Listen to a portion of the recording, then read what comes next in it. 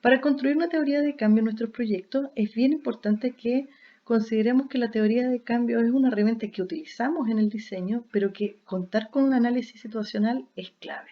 Entonces, iniciamos el ciclo de programación con enfoque de derecho, realizando un análisis situacional, y el análisis situacional es un insumo fundamental para poder tomar decisiones con respecto a qué cambios son posibles de alcanzar. Entonces, primer paso, revisamos el ACDN. Segundo paso metodológico para la construcción de la teoría es visualizar el cambio deseado, aquello que queremos alcanzar producto de una vez finalizado el proyecto, y lo expresamos como una realidad ya lograda. Luego, priorizamos los dominios de cambio, esto es, los cambios necesarios y suficientes que cumpliéndose van a permitir alcanzar el cambio deseado. Cuando esto ya está estructurado, definimos las vías de cambio. ¿Qué son las vías de cambio? Son el reflejo de nuestra estrategia puesta como aquellos cambios claves en los actores, en las relaciones entre actores, que van a permitir alcanzar los dominios de cambio. Cuando ya tenemos este primer esquema, vamos a revisión global. En el paso 5 lo que hacemos es analizar si esta teoría de cambio es realista, si es coherente, si los supuestos son suficientemente fuertes para asegurar que estos se pueden alcanzar, si tenemos las capacidades y los recursos organizacionales para alcanzarla, o si contamos o necesitamos de una estrategia particular para gestionar el proyecto. Luego que tomamos decisiones con respecto a esto, tenemos una gráfica, ¿cierto? Una expresión gráfica de aquello que queremos transformar y cómo, de lo que queremos lograr con el proyecto y cómo, y podemos entonces llenar cualquier formulario. Veámoslo con un ejemplo.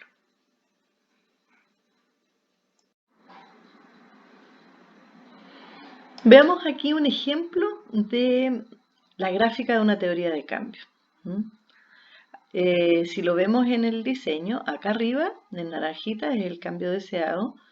En azul tenemos los dominios de cambio, y lo que están expresados en estos cuadraditos con marco naranja son las vías de cambio, y acá abajo las actividades, ¿cierto? En amarillo. En este ejemplo, que ustedes pueden descargar también de nuestra plataforma del curso, vamos a revisar un ejemplo en donde una organización realizó una CDN principalmente para explorar las causas de la violencia contra los niños y las niñas, y pudieron analizar ahí que gran parte de la violencia que se expresa en la familia y en la comunidad, tanto a nivel de violencia física, psicológica y sexual, está basada en un alto nivel de machismo, o sea, estereotipos rígidos de género que refuerzan esos roles abusivos que están muy naturalizados, tanto al interior de la familia, tanto al interior de los espacios en la dinámica comunitaria,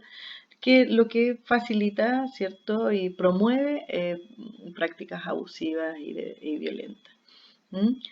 Eh, y que además estas se expresan en formas autoritarias de implementación de las políticas públicas que no favorecen la participación de los distintos actores de la comunidad. Entonces, lo primero que tenemos que hacer, veíamos, revisamos nuestros ACDN, paso 1, paso 2, tomamos una decisión sobre cuál es el cambio posible y relevante alcanzar una vez finalizado el proyecto. Ese es nuestro cambio deseado. En esta organización, el cambio deseado quedó expresado así como: niños, niñas y adolescentes del municipio de San Joaquín están más protegidos frente a la violencia física, psicológica y sexual en su entorno familiar y comunitario. Eso es lo que quieren ver al finalizar el proyecto, ¿cierto? Se describe como una realidad ya dada. ¿Y cuáles son los dominios de cambio? Estos azulitos, ¿cierto? Padres de familia, hombres y mujeres, mejoran las relaciones de protección y cuidado con sus hijos e hijas. Ese es un dominio. Es un elemento clave que va a contribuir a ¿cierto? Al cambio deseado. Por otra parte, comunidad de base organizada para la protección frente a la violencia. Y políticas municipales de protección frente a la violencia fortalecidas y más efectivas en la detección y respuesta frente a la violencia. Estos tres dominios de cambio entonces son los que van a contribuir, si se cumplen, son suficientes de acuerdo a este ejercicio de esta organización, serían los cambios claves que garantizarían, ¿cierto?, a que este cambio se expresara. Más adelante vamos a trabajar, ¿cierto?, en cómo desarrollar las vías de cambio y las actividades y hacer una revisión completa, incluyendo distintos criterios. En estas sesiones vamos a trabajar fundamentalmente sobre los criterios que nos permiten estructurar el cambio deseado y los dominios de cambio. Y ahí, por favor, te pido que puedas revisar cuáles son los consejos que te damos. ¿M? Y reforzar la idea de que lo que buscamos con el cambio deseado es expresar, ¿sí? Expresar como un cambio ya dado aquello que queremos ver al finalizar el proyecto, producto de la acción del proyecto, ¿sí? Los dominios de cambio se refieren a los cambios que tienen claves, que si se cumplen, entonces sí suponemos, ¿cierto? Tenemos la hipótesis de que va a ser posible alcanzar el cambio global del proyecto, ¿cierto? El cambio deseado. Es muy importante que una vez que los dominios de cambio y el cambio puedan ser muy claros en cuáles son los actores, cuál es la característica de ese cambio, la cualidad de ese cambio y también en qué espacio se va a dar. Eso va a permitir que cualquiera que pueda leer pueda entender a qué se refiere ese cambio y esa es la finalidad también de la elaboración gráfica de la teoría de cambio. Y cuando trabajamos en proyectos que tienen que ver con derechos de los niños, es muy importante también revisar que el dominio de los dominios de cambio y el cambio deseado apunten a cambios que son relevantes desde la perspectiva del enfoque de derecho. Ahí, si se acuerdan, trabajamos con las 5 dimensiones de cambio como una herramienta de chequeo, vale decir, los cambios en nuestros dominios, ¿cierto? Apuntan a cambios que dan cuenta de cambios a niveles de políticas, de programas, de reglamentos, ¿cierto? Segundo, cambios que apuntan a las capacidades de los actores institucionales de poner en práctica estos procedimientos.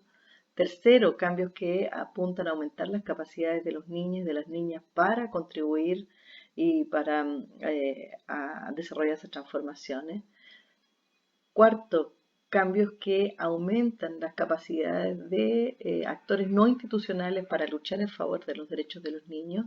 5, cambios que generan condiciones para la rendición de cuentas y la exigencia de derechos, vale decir, mecanismos formales de fortalecimiento de la participación y la exigencia de derechos. Todos estos materiales puedes descargar el ejemplo con los criterios con los tips, ¿cierto? Con las recomendaciones para elaborar esta fase y también después contrarrestarlos con los propios ejercicios que vienen desarrollando.